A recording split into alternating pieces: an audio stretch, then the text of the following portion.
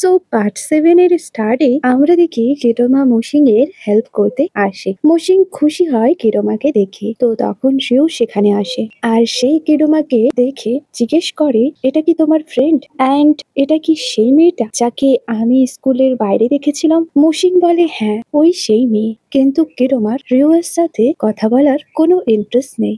ও বাধ্য হয়ে রিওয়ের সাথে কথা বলছিল আর সে তাদের বলার আগে রুমে চলে যায়। মসিন ভেতরে যেতে ভয় পাচ্ছিল যাতে আবার কোনো প্রবলেম না হয়। রিও ওকে জোর করে রুমে ভেতরে নিয়ে যায়। এরপর দেখি কিরোমা ফুল এনার্জির সাথে ভয়েস সং সিং করছিল। ওকে এরকম করতে দেখে রিও অ্যান্ড মসিন দুজনে শক ছিল। এরপর কিরোমা টায়ার্ড হয়ে বসে পড়ে। তো তখন রিও ওকে বলে, তোমার মধ্যে তো অনেক বেশি কনফিডেন্ট আছে। ঠিক আছে, আমি তোমার জন্য কিছু অর্ডার করছি।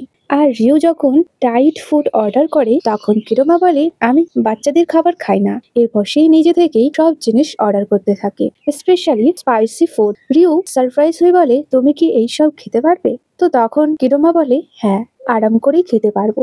কিন্তু মসিন তাকে বকা দিয়ে বলে, তুমি স্পাইসি ফুড খেতে পারবে না বিকজ আমার স্পাইসি ফুডে অ্যালার্জি। কিরোমা বলে, তো কি হয়েছে? অ্যালার্জি তো তোমার আছে নাকি আমার? তো তখন মসিন ওকে মনে করিয়ে দেয়, তুমি যেই বডিতে এখন আছো সেটা আমার বডি। তো তখন কিরোমার মনে পড়ে, তাই সে চুপ হয়ে যায়। রিও তাদেরকে এতক্ষণ ধরে দেখছিল। এরপর মসিন লাইট ফুড অর্ডার করে, কিন্তু কিরোমা তাকে ইশারা করে বারবার করে বলছিল, অল্প তো স্পাইসি ফুড অর্ডার করতে পারো, মানে স্পাইসি ফুড, চিকেন বা কোল্ড ড্রিঙ্ক। কিন্তু মসিন তাকে মানা করে দেয়। তো তখনই রিও স্ট্যান্ড হয়ে বলে, আমি বুঝে গেছি তোমাদের মধ্যে কি চলছে।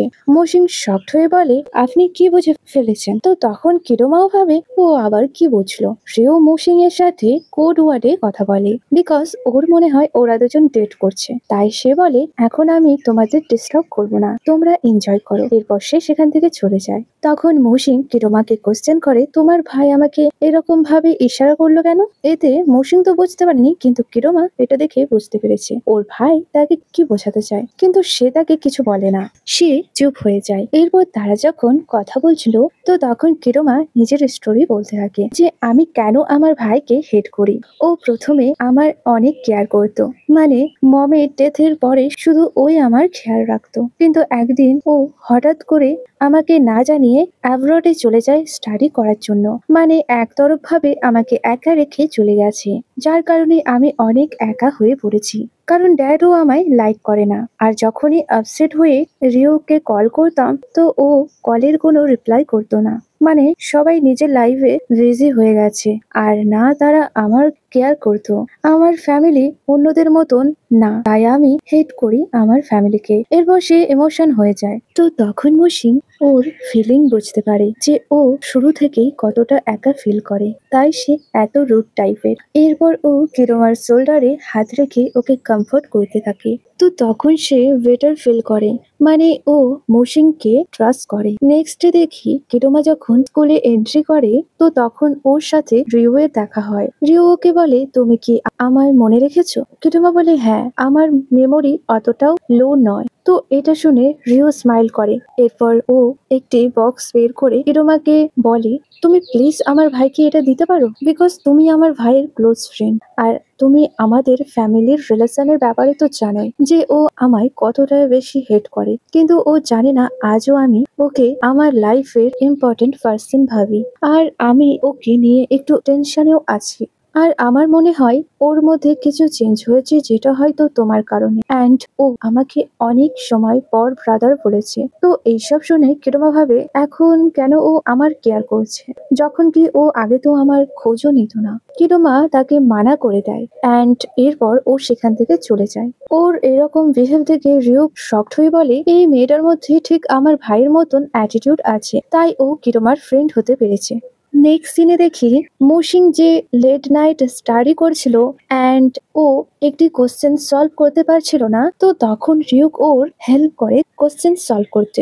মসিন অনেক ইমপ্রেস হয়ে বলে, আপনি তো অনেক ইন্টেলিজেন্ট। তো তখন রিউকোকে বলে স্টাডির জন্য ভালো এনভায়রনমেন্টের দরকার। নেক্সট ডে ও মোশিনকে একটি বড় লাইব্রেরিতে আনে। সেখানে ও পুরো সেকেন্ড ফ্লোর নিজের ভাইয়ের জন্য রেন্ট নিয়েছে। যে সব দেখে মোশিন শকড হয় আর বলে সত্যি কি এই পুরো প্লেস স্টাডির জন্য আমার? তো তখন রিউ বলে হ্যাঁ। এরপর দেখি রিউ ওকে গিফট দেয় যার দ্বারা ওর স্টাডিতে অনেক বেশি হেল্প হবে। রিউর এত বেশি কেয়ার দেখে মোশিন অনেক বেশি ইমপ্রেস হয়। এরপর মোশিন রিউকে বলে আমরা কি একসাথে সেলফি নিতে পারি? রিউ বলে হ্যাঁ। এরপর ওরা দুজন একসাথে সেলফি তোলে। সিন কাট হয়। এরপর দেখি একদিন মোশিনের বুকস বাইরে রাখা ছিল যেটা ড্যাড দেখে ফেলে অ্যান্ড তিনি কিডোমার উপরে অনেক বেশি রেগে যায় এবং তিনি বুকস গুলো তুলতে যাবে। তো তখন রিউক ড্যাডকে স্টপ করে বলে ড্যাড প্লিজ কিডোমার কোনো জিনিসের টাচ করবে না বিকজ ওর এক্সাম চলছে অ্যান্ড ও এক্সামে ফুল ফোকাস করতে চায়। তো তখন ড্যাড স্টপ হয়ে যায়। এরপর ড্যাডকে কিডোমার স্টেপ মমের সাথে কথা বলতে দেখি। তিনি স্টেপ মমকে বলে রিউক আর কিডোমা অনেক চেঞ্জ হয়ে গেছে, মানে ওরা প্রথমের মতন আর্গুমেন্ট করে না, তাই আমার কিডোমার জন্য কিছু করা উচিত। সিন কাট হয়। মোশিন যখন লাইব্রেরিতে ছিল তো তখন সেখানে কিডোমা আসে মোশিন এর সাথে দেখা করতে অ্যান্ড ও শকড হয়ে বলে সত্যি কি রিউ পুরো লাইব্রেরিটা তোমার জন্য রেন্ট নিয়েছে? তো তখন মোশিন হ্যাঁ বলে যাতে আমার সব এক্সাম ভালো হয় অ্যান্ড ও কিডোমাকেও মনে করে তোমাকেও তো এক্সামে ভালো স্কোর করতে হবে বিকজ তুমি তো জানো তুমি আমার বডিতে আছো যে একজন ক্লাস টপার। তো তখন কিডোমা বলে হ্যাঁ আমি জানি। মোশিন যখন ওয়াটার নিতে যাচ্ছিল তো তখন রিও ওয়াটার চেঞ্জ করে দেয় আর তার বদলে হট ওয়াটার রেখে দেয়। এটা বলে আগের ওয়াটারটা অনেক কোল্ড ছিল। রিউর এত কেয়ার দেখে মোশিন খুশি হয়ে রিউকে থ্যাঙ্কস বলে। কিডোমা তো এইসব দেখে সারপ্রাইজ ছিল। মোশিন যখন বুকস নিতে যাবে তো তখন রিউক ওর সামনে এসে বলে তুমি কি এই বুকসটি নিতে যাচ্ছিলে? তো তখন মোশিন বলে হ্যাঁ আর সে রিউকে এটা আনার জন্য থ্যাঙ্কস বলে। তো কিডোমা এটা দেখে শকড হয়ে বলে তোমাদের মধ্যে চলছেটা কি? রিউ বলে কিছু তো নয়, আমরা তো জাস্ট ব্রাদার আর তাই একে অপরের কেয়ার করছি। তো তখন কিডোমা চুপ হয়ে যায় অ্যান্ড ওর ভালো লাগছিল না যে রিও মোশিং এর ক্লোজ হচ্ছে। মোশিং যখন আবার কিছু নিতে যাবে তো তখন কিডোমা উঠে বলে তোমার কি দরকার আমাকে বলো, আমি এনে দিচ্ছি। তো তখন রিউক বলে আমি জানি ভাই এবারে ওয়াশরুমে যেতে চায় আর আমি শুধু তার সাথে যেতে পারি। এরপর তারা দুজন সেখান থেকে চলে যায়। তো তখন কিডোমা অনেক বেশি জেলাস হয় তাদের দুজনের এত ভালো বন্ডিং দেখে। আর সে যখন মোশিং এর ফোনের ওয়েল পেপারে দেখে যেখানে মোশিং আর রিউ এর পিক ছিল তো এটা দেখে কিডোমা অনেক বেশি রেগে যায় আর বলে আমি তো তাকে ওর থেকে দূরে থাকতে বলেছি কিন্তু ও ওর আরো বেশি ক্লোজ হচ্ছে কেন? নেক্সট ডে দেখি কিডোমার ড্যাড কিডোমার জন্য বান্স রেডি করছিল। তো সেখানে যখন স্টেপ মম আসে তিনি তখন ওটা ওনাকে টেস্ট করায় যেটা অনেকটাই খারাপ ছিল যার কারণে স্টেপ মমের চোখ দিয়ে জল বেরোচ্ছিল। ড্যাড জানতে চাই কেমন হয়েছে। মম মিথ্যে করে বলে এটা অনেক বেশি টেস্টি হয়েছে, যে এত বেশি টেস্ট হয়েছে আমি ইমোশন হয়ে গেছি অ্যান্ড আমার নিজের মমের মেমোরিও মনে পড়ছে। তো এই কথা শুনে ড্যাড হ্যাপি হয়। মোশিংও সেখানে আসে। এরপর ড্যাড বলে আমি তোমার জন্য বান্স রেডি করেছি, তুমি এটা টেস্ট করে বলো এটা কেমন হয়েছে। তো এটা শুনে মোশিং খুশি হয়ে বসে পড়ে।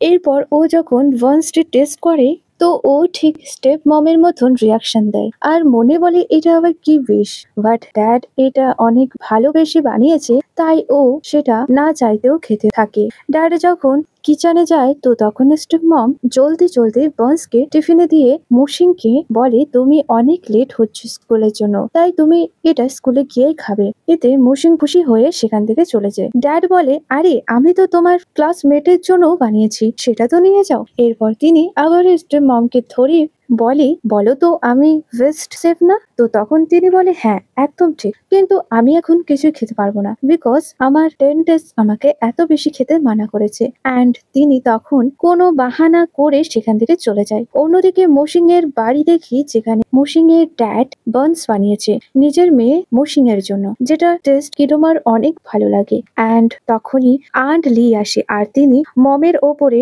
রাগ দেখাতে থাকে। অ্যাকচুয়ালি তিনি ওপরে ছোট্ট একটি রেস্টুরেন্ট চালায় অ্যান্ড তিনি ফ্রিতেই মাঝে মধ্যে রাতে মসিং এর মমকে কাজে নিয়ে যায়। মম কাল নাইটে গেস্টকে যখন স্যুপ দিতে যাচ্ছিল, তো তখন ওনার হাত থেকে স্যুপটি পড়ে যায়, যার কারণে মমের হাতে অনেক বেশি চোট লেগেছে। কিন্তু ওই চোট আন্টলি দেখে না, বরং তিনি লস হওয়ার পেমেন্ট নিতে এসেছে। মসিং এর ড্যাড পয়সা দিয়ে দেয় অ্যান্ড তিনি পয়সার সাথে ফ্রিতে আবারও জিনিস নিয়ে যেতে থাকে। তো এটা দেখে কিডোমা আন্ট লিকে বলে, এমনিতেও আপনি অনেক বেশি পেমেন্ট নিয়েছেন, স্যুপ তো এতটাও নষ্ট হয়নি, আর তার উপরে আপনি ফ্রিতে জিনিস নিয়ে যাচ্ছেন, এই জন্য আপনি এই জিনিসের পেমেন্ট করুন। আন্টলি অবভিয়াসলি মানা করে দেয় অ্যান্ড তিনি বলে, তুমি যখন 12 ইয়ার্স হসপিটালে অ্যাডমিট ছিলে আর তোমার পেরেন্টসেরও তখন পয়সার দরকার ছিল, তো তখন আমি তাদের হেল্প করেছিলাম। কিটোমা বলে, হ্যাঁ, আমরা আপনার কাইন্ডনেস মনে রেখেছি অ্যান্ড আপনার কাছে থেকে যত পয়সা লোন নেওয়া হয়েছিল আমরা তা এতদিনে শোধ করে দিয়েছি, কিন্তু তবুও আপনি কেন জিনিস ফ্রিতে নিয়ে যান? এরপর সে মমের চোট দেখিয়ে বলে, আমরা কি এর জন্য আপনার কাছে কি পেমেন্ট চেয়েছি? আন্ডলি চুপ হয়ে যায়। এরপর তিনি বলে, তুমি হয়তো জানো না, তোমার মম কিছুদিন আগে আমার থেকে লোন নিয়েছে। তো তখন কিটোমা চুপ হয়ে যায় আর সে মমের দিকে দেখতে থাকে। ড্যাড সিচুয়েশন হ্যান্ডেল করতে আন্টলিকে ভান্স দেয়। তো এটা দেখে কিটোমা আরো বেশি রেগে বলে, আপনি কি করে আমার ভান্স অন্য কাউকে দিতে পারেন? অন্যদিকে আন্টলিও বলতে থাকে, এই মেয়েটার মধ্যে একটু সেন্স নেই। কিটোমাও তার সব কথাই রিপ্লাই দিতে থাকে অ্যান্ড আন্টলি রাগের বশে তখন বলে, আমি রেন্ট 5 ইয়ন বাড়িয়ে দিলাম বিকজ আমি প্রথমেই এই ঘর আপনাদের সস্তায় দিয়ে লস করেছি। ড্যাড এই সব শুনে মসিংকে চুপ করাতে থাকে অ্যান্ড তিনি আন্ট লিনের কাছে মাপ চাইতেও থাকে। আন্টলি কথায় কথায় কিডোমাকে বলে, আমি কি কখনো তোমায় ফোর্স করেছি আমার সার্ভেন্ট হওয়ার জন্য? তো তখন কিডোমা অ্যাংরি হয়ে ওনাকে দূরে সরিয়ে দেয়।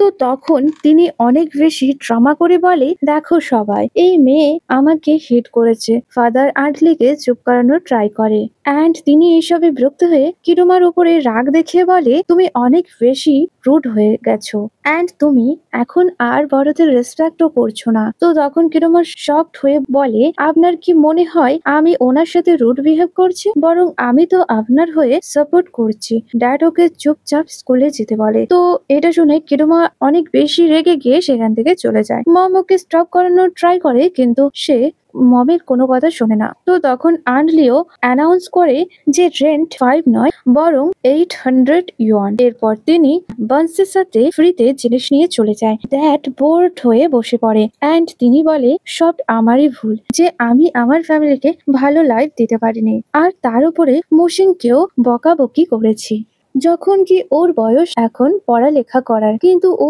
আমার কারণে এই সব মেটারে জড়িয়ে পড়েছে। মমও ইমোশন হয়ে যায়। এরপর তিনি ড্যাডকে বোঝায় যে আমি জানি আপনি যা কিছু করেছেন শুধু আমাদের ভালোর জন্য, আমি অনেক প্রাউড ফিল করি। বাট ড্যাড ওনার কথায় শান্ত হয় না অ্যান্ড তিনি আপসেট হয়ে বলে, না, আমি একজন ভালো হাজবেন্ড আর না ভালো ড্যাড হতে পেরেছি যে নিজের ফ্যামিলিকে ভালো লাইফ দিতে পারবো। আর আমরা দেখি বাইরে থেকে কিডোমা এই সব কথা শুনছিল অ্যান্ড ওর ভালো লাগছিল না মসিং এর ফ্যামিলিকে প্রবলেমে দেখে। এমনকি সে নিজেকে মসিং এর একজন ফ্যামিলি মেম্বার ভাবতে শুরু করেছে। আর তাই সে ডিসাইড করে, এখন আমাকে যা হোক করেই পয়সা অ্যারেঞ্জ করতে হবে। অ্যাকচুয়ালি ও নিজের কাছে থেকে পয়সা দিতে পারবে না বিকজ ও পুরো পকেট মানি শেষ করে ফেলেছে।